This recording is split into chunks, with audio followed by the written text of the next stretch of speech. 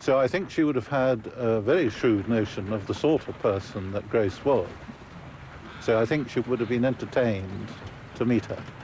I think it would have surprised her that she was a woman.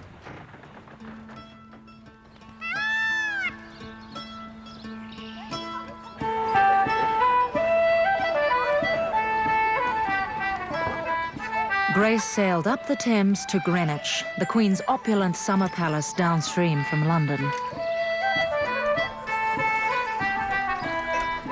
Word of her arrival would have spread like fire throughout the Queen's court. The infamous pirate woman had come to meet their Queen.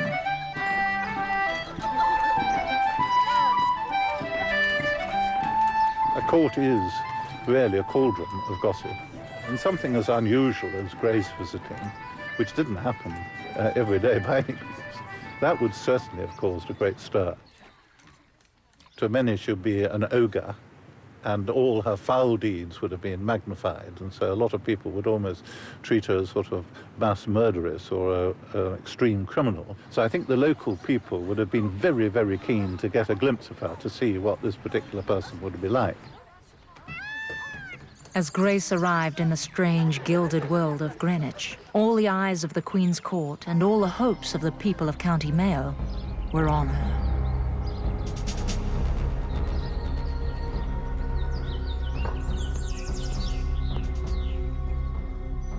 Legend would like us to believe that Grace O'Malley sailed up the Thames all guns blazing and demanded an audience with Elizabeth as an equal queen. But with all the damning evidence against her as a rebel and a pirate, Grace knew that this would be a shortcut to the Tower of London. She was in enemy territory, and she would have to play by Elizabeth's rules. Now, when she got to the court, you did not just go storming in. There was a protocol.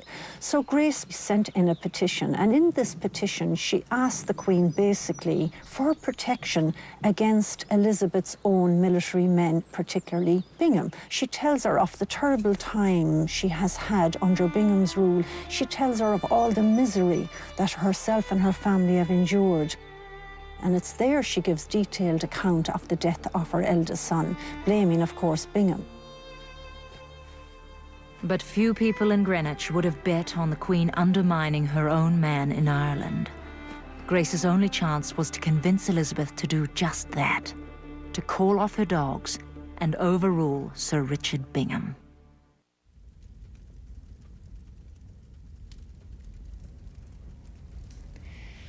Grace probably spent weeks cooling her heels in grimy sailors' quarters along the docks of Greenwich, answering nitpicky questions from the Queen's bureaucrats and waiting for Elizabeth to fit her in. But when the day finally came, Grace made an entrance worthy of a visiting monarch.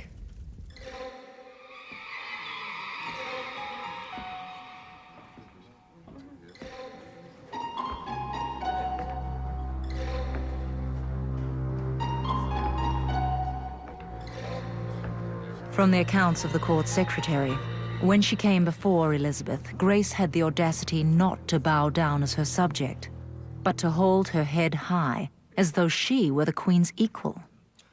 For the courtiers who were present at the time, there could scarcely have been a greater offence given by somebody who's coming up and treating the Queen as an equal. The only people who do not give deference to sovereigns are other sovereigns. I can imagine a sort of collective gasp or sucking in of breath at this effrontery. Although it wasn't in Elizabeth's nature to give much away, there's no doubt that these two formidable women saw eye to eye.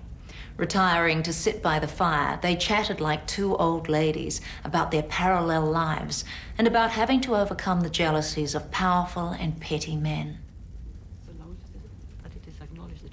Queen Elizabeth was at the apex of her rule. She was trumpeted as the commander of armies and the emperor of the seas, even though she had never stepped foot on a battlefield, nor sailed further down the Thames than Greenwich. Grace's stories must have fascinated Elizabeth, because here was a woman who had actually done all these things. The two women who had led such different lives but had so much in common hit it off, and a deal was struck. Elizabeth ordered that all charges against Grace and her family be dropped, although Grace did admit to attacking her own son's castle, a deed which impressed Elizabeth to no end. Grace returned to Clew Bay, in many respects a triumphant woman. The Queen had granted her all she had asked for. Her family was pardoned of all charges of treason and rebellion against the Crown, and their lands recognized by royal decree. In a scathing letter, Elizabeth instructed Grace's nemesis, Sir Richard Bingham, to take pity on the old woman of County Mayo and to let her live out her final days in peace. The letter commanded Bingham to release Grace's favorite son, Toby of the Ships, from his long imprisonment.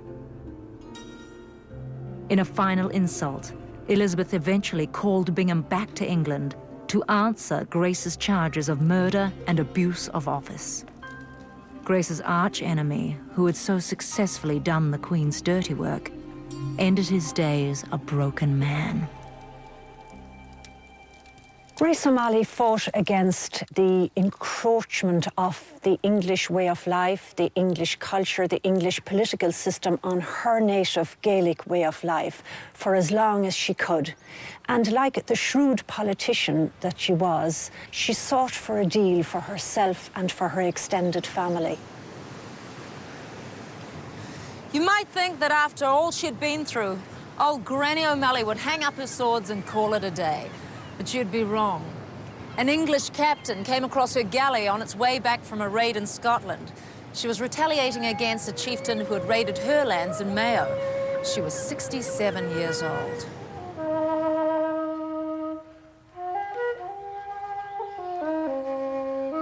In spite of fighting to the end, Grace O'Malley is thought to have died quietly of natural causes in 1603. It was the same year as the death of Queen Elizabeth. They were both 73. In this small chapel on Clare Island, there are murals which depict the way of life that Grace was fighting to hold on to. In fact, they were painted a long time before Grace, but she would have known the monks that resided here.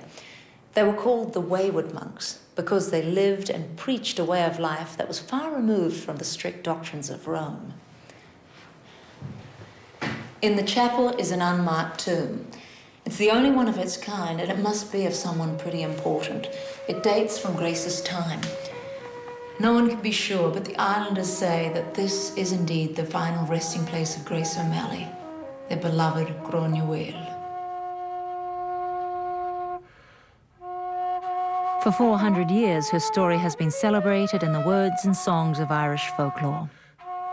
But when the factual record was eventually written down, the devoutly religious male historians must have thought Grace O'Malley set a dangerous example as a woman who overstepped the bounds of womanhood. The most amazing clan leader and mariner of her time was written out of the annals of Irish history.